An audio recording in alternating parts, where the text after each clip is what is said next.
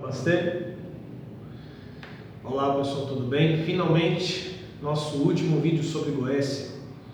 Como você vê aí no título, Goécia e Magia Negra.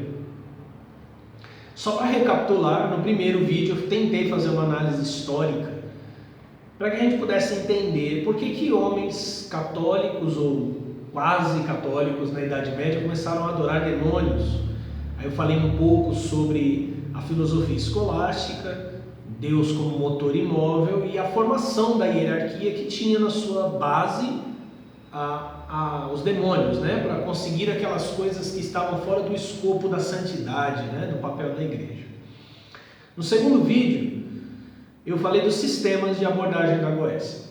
Um sistema que hoje é muito popular, que não é bem um sistema, né? Que é meio que um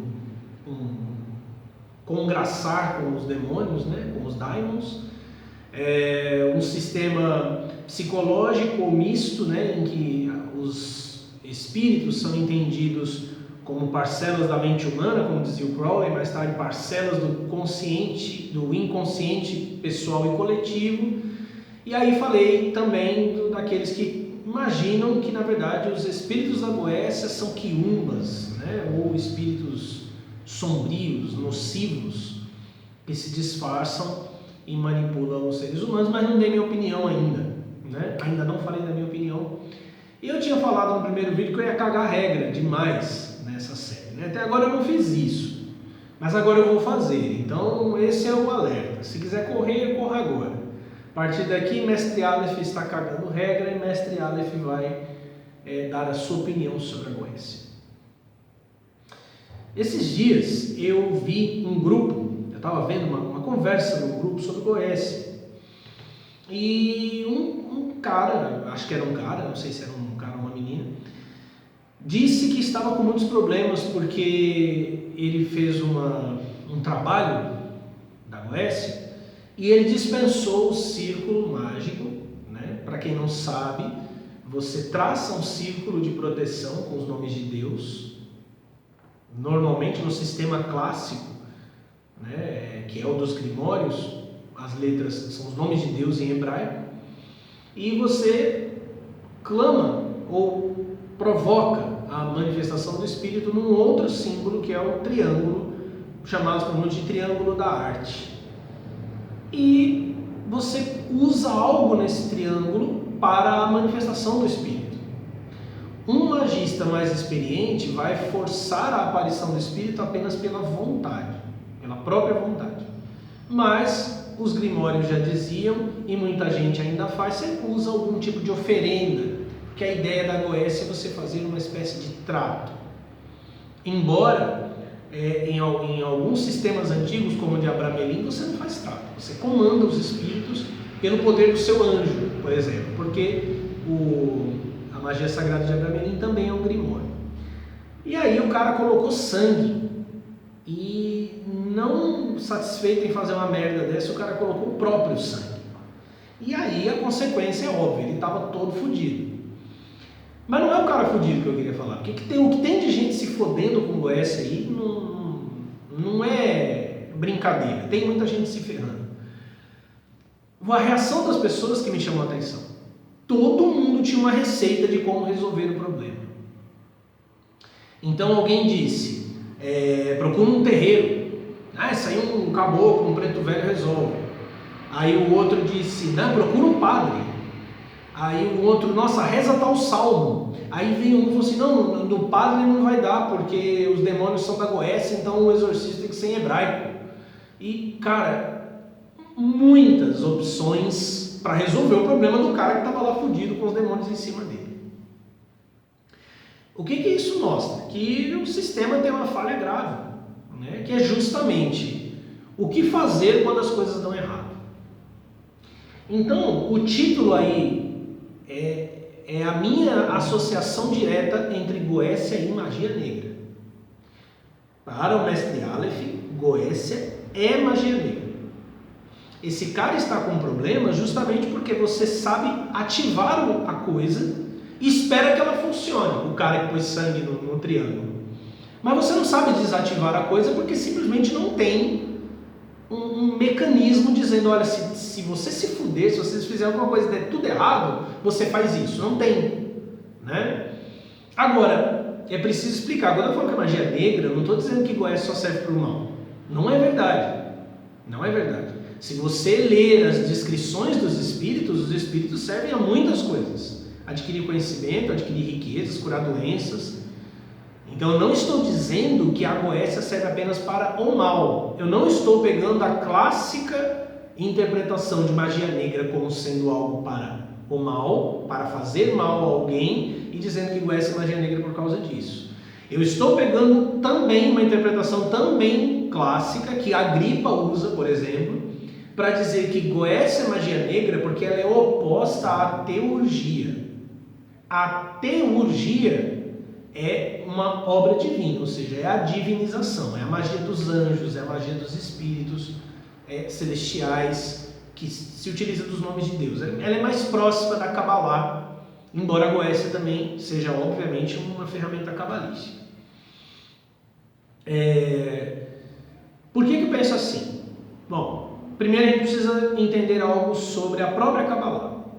Quando você pega o diagrama famoso e mais conhecido da Kabbalah, que é a árvore da vida, ela é formada por vários 10 círculos, esferas, são chamadas de Sefirot. Na parte de cima você tem a Sefirot Keter e abaixo dela Hokmah e Binah. O que significam Hokmah e Binah? Hokmah significa sabedoria, Binah significa entendimento. Então, a descrição da criação, a ciência da criação cabalística, diz que quando a luz divina desce de Keter para começar a construção dos mundos, ela primeiro se revela em Hokmah como sabedoria. O que é sabedoria? Sabedoria é a luz divina ainda não diferenciada, ou seja, são os pensamentos de Deus numa unidade simples. Então em Hokmah você não tem uma distinção entre eu e você. Em Hokmah todas as coisas são pura unidade. É o pensamento antes de ser verbalizado. De Hokmah para Binah, Binah é entendimento. Então em Binah você começa a ter as distinções, as formas começam a aparecer. Hokmah pensa, Binah distingue o que pensa para entender, separa e classifica as coisas. Por isso que a letra do nome divino que representa Hokmah é Yod. Yod pode ser uma pequena vírgulazinha ou um ponto. Este ponto é o ponto concentrado do pensamento e das ideias divinas.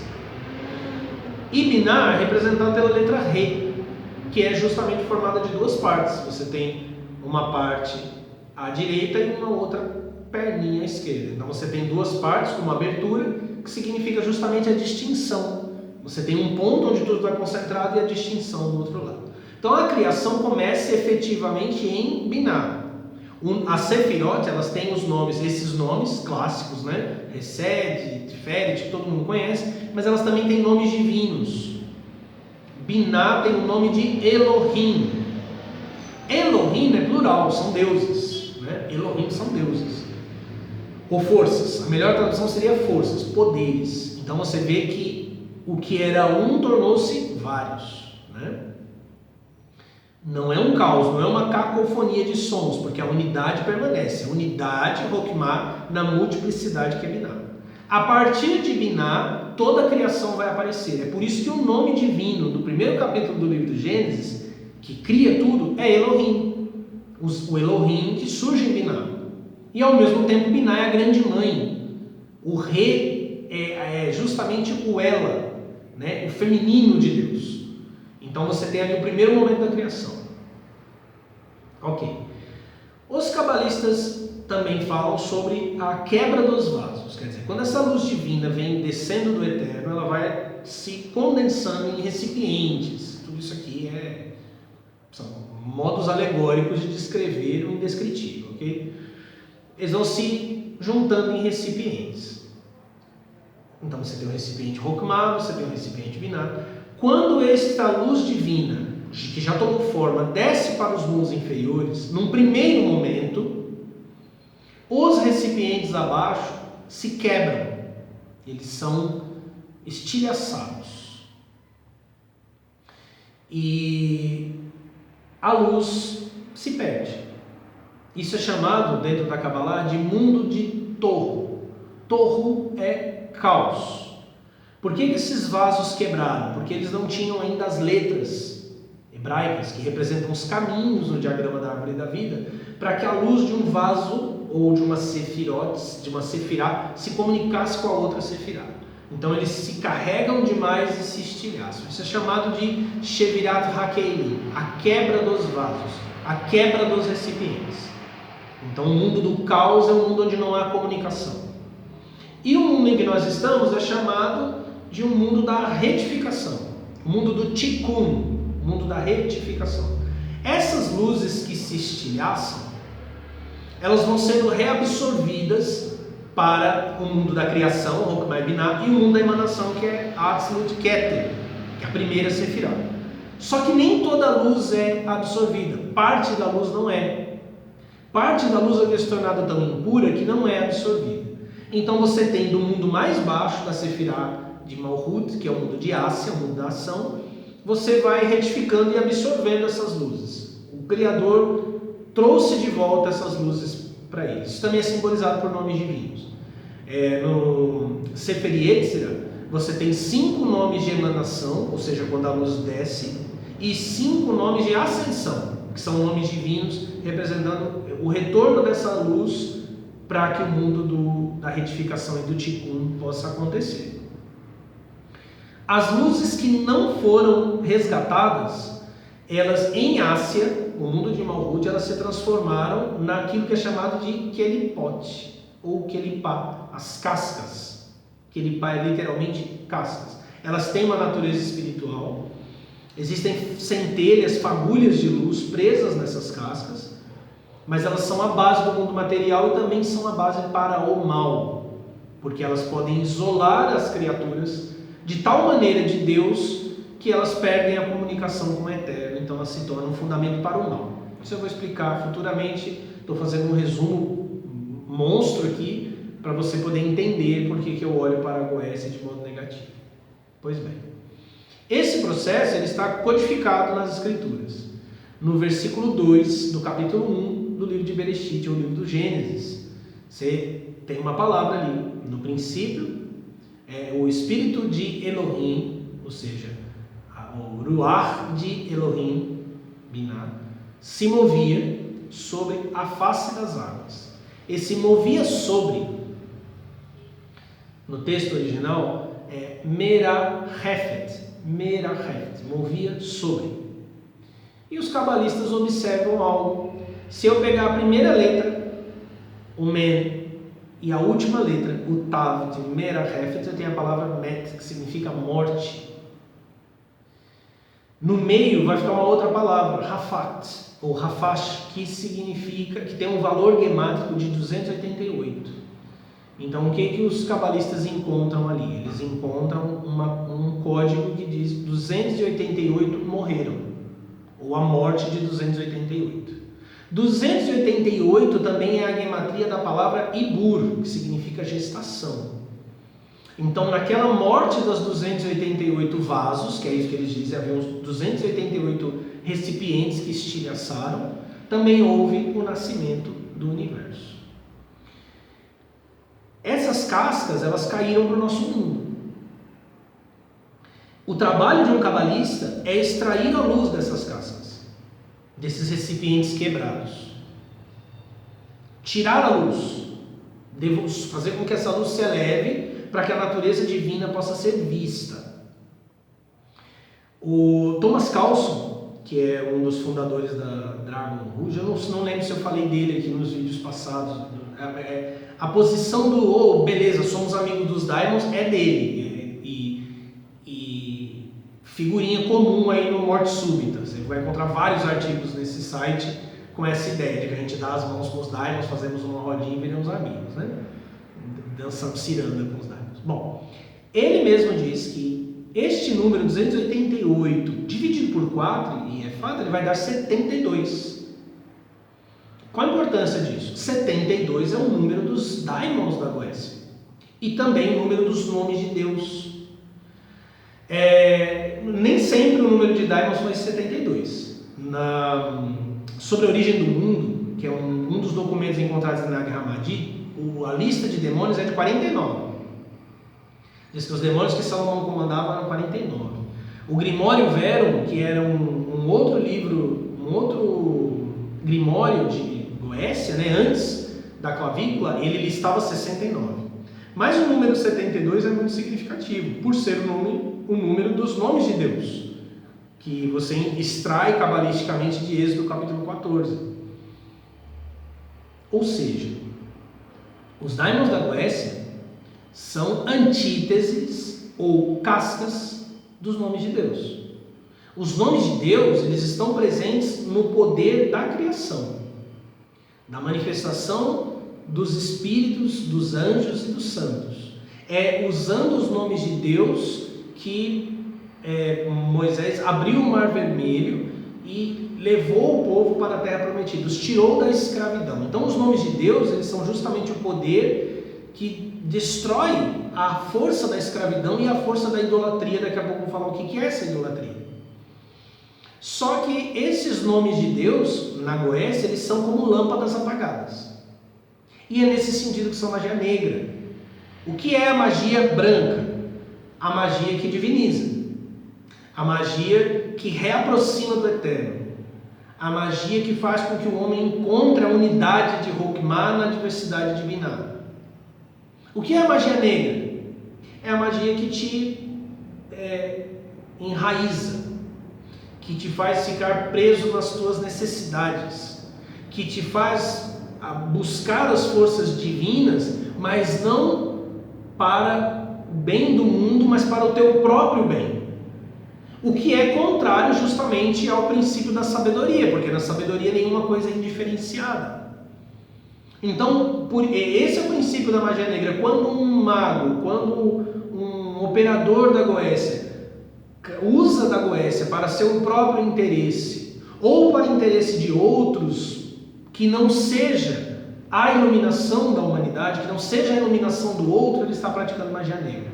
Eu não estou aqui criticando e falando do caráter dos praticantes da Goécia. Não tem nada a ver uma coisa com a outra. Eu não estou dizendo que todo praticante da Goécia é um canalha, que ele não presta, que ele é um mago negro. Não estou dizendo isso. Eu estou dizendo que a Goécia se baseia num princípio de absorção de luz. Essas cascas, essas lâmpadas apagadas, elas se acendem com a luz dos seres humanos. Quando o Aleister Crowley, essa história é famosa, ele encontrou com o Alan Bennett na Golden Dawn, o Alan Bennett, que virou professor do Crowley, disse para ele: você andou mexendo com Goécia. Aí o Crowley ficou meio com vergonha, né? E falou: não estou não, tal. Ele: então a Goécia está mexendo com você. Cada vez que as pessoas buscam o sistema da Goécia, e eu já falei isso para várias pessoas que já me procuraram, a lógica é a seguinte: eu estou fodido na vida, as coisas não dão certo para mim, não consigo namorar, não consigo emprego, vou dar uma facilitada mágica. Inclusive o Lon Milo Duquette, que é um pica-grossa da OTO, ele fala isso no livro dele, e que a instrutora dele na OTO falou: não mexa com Goécia. Dizendo: mas eu estou ferrado, eu preciso dar uma lubrificada mágica nas coisas, porque eu estou sem emprego, como é que eu vou? Eu preciso de um fundamento sólido para poder me dedicar à grande obra. É uma razão, porra. Como é que eu vou questionar você? Você fala: você fala assim: mestre, eu estou lascado e eu quero me dedicar à grande obra, mas eu não tenho emprego, eu tenho que alimentar meu filho, então o ritual da Goécia vai ser bom. Que coisa maravilhosa, né? Eu resolvo o meu problema para me dedicar à grande obra. Isso é justamente a Goécia mexendo com você. Antes que você mexa com a Goécia mexe com você. Esses espíritos querem luz. Quando a luz for totalmente tirada deles, eles vão desaparecer. Eles não vão mais existir. E é isso que eles querem: existir com sua luz, que é a luz da criação. A centelha divina que habita dentro de você é da mesma natureza da luz que existe no eterno. Eles não têm essa luz, mas já tiveram. Vou explicar uma coisa aqui. Vou ler esse, muito conhecido, né, a clavícula de Salomão, né, muito conhecido. Mas eu vou ler aqui no final o fragmento ancestral da clavícula de Salomão, traduzido do hebraico por Elifaz Levi, que está no livro dele, A Filosofia Oculta. Eu não sei se tem esse livro traduzido em português, por isso que eu estou usando aqui o da clavícula. O Elifaz Levi passa um bom, né, teoricamente Salomão, né, teoricamente esse texto aqui é uma tradução de um pergaminho antigo, então Salomão ou Elifaz Levi, não importa, vai descrevendo as Sefirot e vai descrevendo as forças que são antagônicas às Sefirot. Inclusive, desse primeiro arranjo aqui vai aparecer a Cabalá clifótica, ou draconiana, ou tifoniana, que é usada hoje, né? Ele vai mencionando as Sefirot, vai mencionando os adversários das Sefirot. E aí ele diz assim, no finalzinho, na página 281. O 10º número é 10. A 10ª Sefirá é Malkut. Malkut, né, que está escrito Malkut. Ou o reino das formas. Os espíritos de Malkut são os Ishim, ou Viris, são as almas dos santos, cujo chefe é Moisés. Esses santos são os Tzadik, são os cabalistas. O Israel de Deus, Israel espiritual.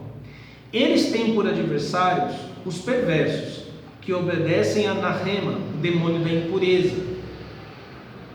Os perversos são simbolizados pelas 5 nações malditas a serem destruídas por Josué. Josué, ou Yehoshua, é o Salvador, é um símbolo do Messias. Seu nome é composto pelas letras do tetragrama divino, transformado em um pentagrama pela adição da letra Shin. Cada letra deste pentagrama representa um poder da bondade atacado pelas 5 nações malditas, pois a história real do povo de Deus é a lenda alegórica da humanidade. Daqui a pouco eu vou continuar, para você entender o que está acontecendo aqui. O povo de Israel, na Bíblia, saiu do Egito e entrou em Canaã. Quando eles chegaram em Canaã, estava cheio de povos lá, e de gigantes, de povos poderosos. Inicia-se uma batalha, Moisés morre e Josué, que em hebraico é Yeshua ou Yehoshua, dizem, na verdade não existe nenhuma grande comprovação textual deste nome, Yehoshua, muita gente acha que ele é um nome inventado. Você tem Yeshua. Eu acredito que o nome de Josué era Yeshua e que o nome de Jesus de Nazaré era Yehoshua, mas isso eu falo num outro vídeo, mas também não importa agora. O fato é que esse Yeshua vai comandar o povo de Israel na batalha contra essas nações. O Zohar diz que estas nações são chamadas de Erev Rav, a multidão mista. A multidão mista são emanações das forças obscuras do universo. Então, o texto que diz que cada uma dessas nações é um poder das trevas que ataca, as nações malditas atacam os poderes da bondade. E ele diz que essa é uma descrição alegórica da história da humanidade. Você tem comprovação disso no Salmo 75. O Salmo 75 vai narrar a história de Israel, mas antes Deus, falando pelo salmista, diz que o que ele vai revelar são os segredos ocultos da história e da criação. E aí ele começa a narrar a história de Israel. Então a história de Israel, que você lê na Bíblia, ela não é a história de um povo num determinado lugar, e não tem como você justificar a posse, por exemplo, lá de Israel, da Palestina, com a Bíblia. Ela é a descrição de um conflito cósmico. Existem 5 poderes da bondade, as 4 letras do nome divino, Yod, He, Vav, He, com a adição da letra Shin. Juntando essas letras, você terá o nome Yehoshua, que é o nome de Jesus. Esses nomes, essas letras do nome são atacadas pelas 5 nações. Ou seja, o pentagrama representa o domínio sobre esses perversos, que são a multidão mista, o joio, dá também outro vídeo, que se opõe ao trigo, os santos, que ele diz que são aqueles que são guiados por Moisés, que é o Israel, os santos. O que significa que o pentagrama invertido é um símbolo da vitória dos perversos sobre o nome de Jesus e sobre os santos. Eu vou fazer um vídeo para falar sobre isso. Aí ele menciona, ele lista as nações, os Amalequim, os Geburim, os Rafaim, Nefilim e Anaquim. E aí ele diz que as letras do nome de Deus se opõem a cada um deles, né? Como subjugar esses perversos? Por exemplo, os anarquistas são subjugados por Iod, que é o cetro do pai. Os violentos, que são os Geburim, são subjugados pelo Re, que é a gentileza da mãe, e por aí vai. Mas aí, se você ler a Bíblia, esses povos que estavam em Canaã, eles adoravam deuses. Eles tinham deuses, a quem eles prestavam culto. E aí ele comenta, os príncipes dos espíritos perversos são os deuses falsos a quem eles adoram. O inferno não tem outro governo que não seja a lei fatal, que pune a perversidade e corrige os erros, pois os deuses falsos existem apenas na opinião de seus adoradores. Baal, Belfegor, Moloque, Adrameleque. Esses nomes estão aí no meio dos espíritos da Goécia. Foram ídolos dos sírios, ídolos sem alma, ídolos agora destruídos de quem apenas os nomes restaram. Então, o que o Salomão está falando aqui, o Elifaz Levi, pelo menos Elifaz Levi disse que era Salomão, né? E que o Elifaz Levi vai mencionar também no dogma e ritual de alta magia. Ele diz que a revelação de Deus, ela tem uma espécie de metabolismo. Então, ele pega o nome divino, Yod-Heh Vav-Heh, e diz que esse nome pode receber coroas em cada ponta da letra, né? Por exemplo, você tem o Re, você tem ali, você tem as pontas da letra e você coloca coroas ali. E diz que essas coroas você vai conseguir dessa forma 24 coroas, que são os 24 anciões que aparecem no livro do Apocalipse e que são representados pelos 24 turnos de sacerdotes que conduziam o culto no templo de Israel. Então ele diz que o princípio oculto, Adam Kadmon, é o ancião inacessível. E que ele se reproduz no nome divino, que são os 24 anciões. Mas que alguns aspectos dessa revelação divina, por conta de uma espécie de metabolismo divino, eles se afastam da fonte divina. E à medida que eles se afastam da fonte divina, eles projetam uma imagem desfigurada. É isso que ele fala no dogma e ritual de alta magia. Um ancião desfigurado, ou seja, uma imagem desfigurada dos próprios anciões, que é chamada de diabo. Ele diz que o diabo é o fundamento da magia negra. E o Elifaz Levi fala algo que eu mencionei no meu primeiro vídeo, a lei de Telemann. O diabo é formado dos pedaços de Deus. Então, a que conclusão ele chega? E o que conclusão que a gente chega também? O princípio da unidade divina, a unidade, Hokmah, na diversidade biná, era antes expresso por meio dessas divindades, Baal, Moloque, Belfegor. Porque a unidade não havia sido revelada ainda. Então, o eterno, o único, se revelava na multiplicidade dos deuses. Por isso que a Goécia vai utilizar nomes de espíritos que eram adorados ali no Oriente Médio. A Goécia não invoca, não diz que são deuses destronados, por exemplo, Zeus, Apolo, né? Ainda que o culto deles tenha também desaparecido, também por conta do cristianismo. Como ali a unidade de Deus foi revelada, a unidade de Deus foi conhecida, o monoteísmo se revelou, essas imagens pelas quais o divino se revelava foram descartadas, elas foram abandonadas. Isto é a idolatria que se deve evitar. Quer dizer, o praticante da Goécia pratica idolatria. Mas fala mais, mestre, mas no sistema clássico da Goécia, adquirir domínio sobre os espíritos, você adquire com o poder de Adonai, com o poder do Senhor. Daqui a pouco vamos falar sobre isso. Segura essa informação. Então, eu vou se eu me envolvo com esses espíritos, estou me envolvendo com ídolos sem alma, de quem apenas os nomes restaram. Quer dizer, são cascas. É como pegar uma estátua, não tem nada dentro dela. Ela não está preenchida por nada. Mas ela vai ser preenchida pelo meu culto, pela luz que existe dentro de mim. mas o mecanismo divino é de rejeição. E ele ainda continua, né? O Deus verdadeiro subjugou todos os demônios, daimons, deuses menores, pois a verdade triunfa sobre o erro. Isso é passado na opinião dos homens, e as guerras de Miguel contra Satã são símbolos do movimento e do progresso dos espíritos.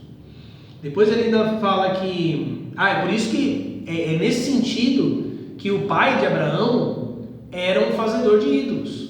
Quer dizer, o pai de Abraão era um adorador dos falsos deuses, ou dos deuses que agora eram falsos, porque o tempo da adoração deles, de eles servirem de veículo para a revelação da divindade, havia passado. São as Kiripá, são aquele primeiro princípio que se estilhaça e que depois resta apenas como casca, e Abraão é tirado desse princípio, é transformado num cabalista. Depois ele comenta o panteão dos fantasmas que está em voga é o céu do ignorante, quer dizer, e depois ele também diz, mas tudo isso existe apenas na imaginação dos vulgares. Então ele coloca o céu como sendo o lugar onde a divindade, ele diz, o céu é a razão suprema, ou seja, onde nós entendemos os mecanismos da existência, a razão suprema, Keter, Hokmah e Binah, conjugadas em Da'at, e o inferno é loucura, quer dizer, o inferno é onde aquela unidade, Elohim, é quebrada, é estilhaçada. E para não dizer que eu estou viajando, tá? Ele no final do livro diz, a síntese dos Elohim é Shema. O Shema é suas colunas duas, e aí por aí vai. E ainda termina, multiplicará sobre ti 24 tronos da sabedoria. Como assim a síntese do Elohim é Shema? Shema é a oração da unidade de Deus. Shema é Israel, Adonai Elohim, Adonai Echad. Elohim não é plural, mas Echad não é Yahid, único, é Echad, um. Ou seja, nós pegamos a cacofonia, o barulho de muitos deuses falando, e os unimos, isso é o errado, o Shema, e os unimos, a cacofonia se transforma em uníssono, num único som. Isso não acontece na Goécia. Pois bem, falei agora há pouco, vou ler aqui uma própria fala de Salomão aqui para ilustrar. Eu, Salomão, teu pai, rei de Israel e de Palmira, busquei e obtive meu quinhão do sagrado Hokmah, que é o conhecimento de Adonai. O que a gente faz então? Mestre, eu vou com você, mestre. Então, o diabo é o princípio daquilo que era divino, mas foi descartado. Foi expurgado do céu. Por outro lado, segure-se nas cadeiras, Jesus Cristo, nome divino, é o princípio da magia branca. É a força do pentagrama da bondade. Fala, beleza, mestre, vou na tua então, magia branca é magia cristã, e o que eu faço com a Goécia? Não pratico mais? Veja bem, Salomão buscou a sabedoria, Salomão buscou o Hokmah, e ao buscar Hokmah, Salomão se sentou no trono de Tiferet, da harmonia e da beleza. Salomão equilibrou todas as potências da árvore da vida. Ao fazer isso, Salomão se tornou apto a construir um templo para Deus dos mundos inferiores e comandou os daimons para fazer isso. Você quer a fidelidade dos daimons? Não os invoque. Você quer a proteção dos daimons? Não lide com eles. Não tente comandá-los pelo nome de Adonai. Não tente escravizá-los por nenhum meio. Não procure se proteger. Não procure se afastar. Não tente ser amigo. Busque a sabedoria. Torne-se um cabalista. Se sente no trono de Salomão em Tiferet, o trono do sol, e aí você certamente terá todas as forças, todos os espíritos da criação trabalhando para você, trabalhando por você. Fora isso, é magia negra. Este é o caminho do Centro de Estudos Teoses. Pode não ser o seu, se não for, peço a luz do Criador, te guiando, te orientando. Seremos orientados e guiados assim. Muito obrigado a todos. Namastê.